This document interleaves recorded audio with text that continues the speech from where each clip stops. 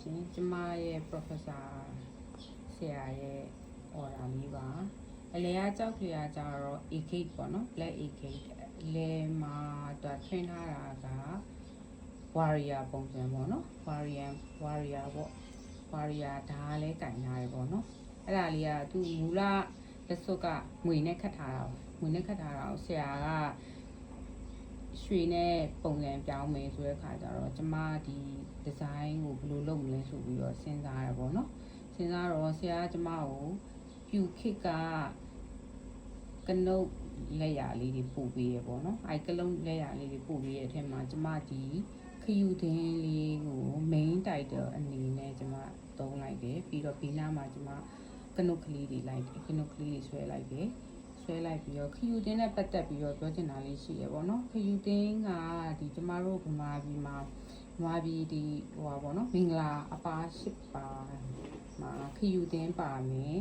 ကြာပန်းပါမယ်ပြီးတော့အဆုံးမဲ့အထုံးအဖွဲပေါ့နော်တီရီဝစ်စာပေါ့တီရီဝစ်စာပါမယ်နောက်ရွှေငါးတစ်စုံပါမယ်နောက်ရတနာဦးပါမယ်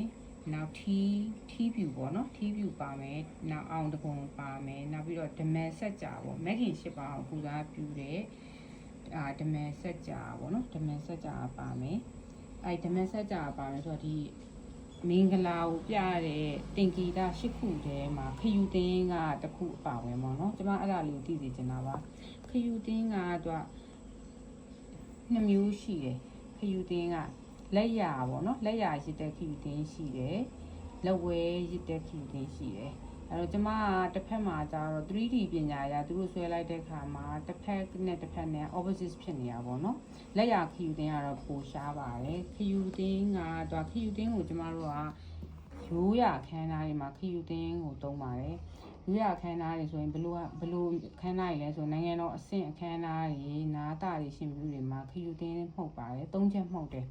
မှုတ်တဲ့အခါမှာတော့ဘာကြောင့်၃ချက်မှုတ်တာလဲဆိုရင်ဒါအဆင့်ဆင့်မင်္ဂလာယူတာပေါ့နော်ရဲဖះတရားရဲနာ3ပါးကိုရီမှန်းပြီးတော့ကြောတဲ့အနေနဲ့3ချက်မှုတ်တယ်ပြီးတော့မင်္ဂလာယူတဲ့အနေနဲ့မှုတ်တယ်တော့ပထမတစ်ချက်မှုတ်တာကကြတော့သူကဒီပတ်ဝန်းကျင်ကဘေးရန်တွေမကောင်းတဲ့အငွေသက်တွေကိုဖယ်ရှားလိုက်တာဒုတိယတစ်ချက်ကကြတော့စက်တီမင်္ဂလာအပေါင်းနဲ့ကောင်းမြတ်တဲ့ဆွမ်းရည်တွေကိုဖိတ်ခေါ်တဲ့အနေနဲ့